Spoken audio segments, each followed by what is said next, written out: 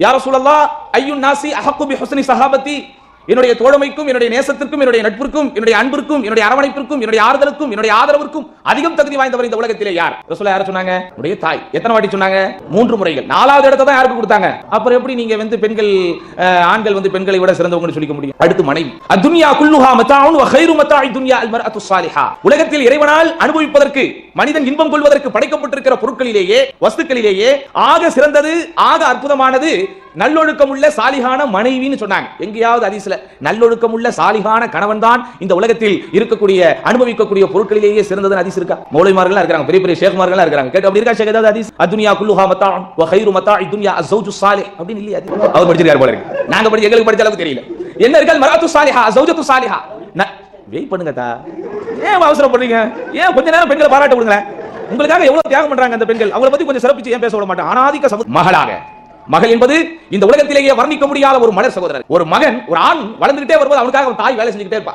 அவருக்கு அதை பத்தி அக்கறையே தெரியாது. அம்மா செய்யறாங்க, நம்ம மேல பாசம் இருக்கு, நம்மள பெற்றிருக்காங்க, அதனால அவங்க செஞ்சுதான் ஆகணும். மனைவி ஒரு வீட்டிலே போய் நம்ம வீட்டுல வேலை செய்வா, நான் கணவன், அவன் மனைவி வேலை செஞ்சுதான் ஆகணும் அப்படின்னு அங்க பாயிண்ட். ஆனா என்னைக்கு அவன் மக போய் ஒரு வீட்டுல வேலை பார்க்குதோ அப்பதான் அவனுக்கு இது ஒரு பெண்மையின் கஷ்டமே ஒரு மனிதனுக்கு எப்போது புரியும் என்றால், அவனுக்கென்று அல்லாஹ் ஒரு இளவரசியை தரும்போது, அவனுடைய அன்பிற்கும் அவனுடைய அரவணைப்புக்கும் அல்லாஹ் ஒரு மகளை தரும். அவன் வீட்டின் இளம் ராணியாக ஒரு சிட்டு வளர்ந்து வரும்போதுதான் அந்த பெண்ணின் கண்ணில் கண்ணீர் வரும்போதுதான் இவனுக்கு வலியே என்ன. அப்படிப்பட்ட மகளை பத்தி ரசூலுல்லாஹ் சொன்னாங்க.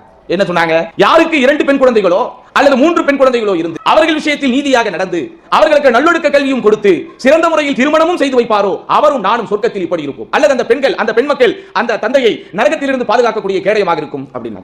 இங்க ஆண் பிள்ளைகளை பத்தி சொன்னாங்களா? இங்க ஆண் பிள்ளைகளை பத்தி சொன்னாங்களா?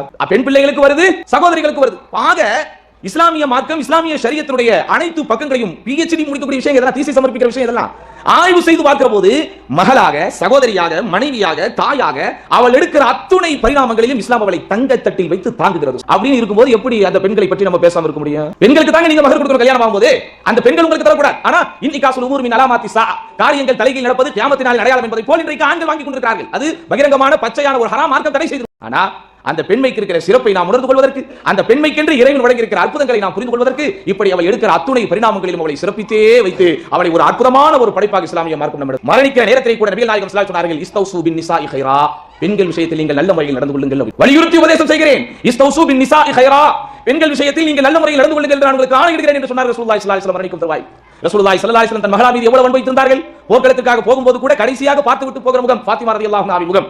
போர்க்களம் முடித்துவிட்டு மதீனாவிற்கு நுழையும் போது முதலாக பார்க்கக்கூடிய முகம் அந்த ஃபாத்திமாவின் முகம். இப்படி நபிகள் நாயகம் ஸல்லல்லாஹு அலைஹி வஸல்லம் அந்த பெண்மையை நாம் போற்ற வேண்டும் என்பதற்காக, பெண்மைக்குரிய மதிப்பை நாம் புரிந்து கொள்ள வேண்டும் என்பதற்காக, அந்த பெண்மைக்கென்று இஸ்லாமிய மார்க்கம் கொடுத்திருக்கிற புனிதத்தை நாம் விளங்க வேண்டும் என்பதற்காக ஏராளமான விஷயங்களை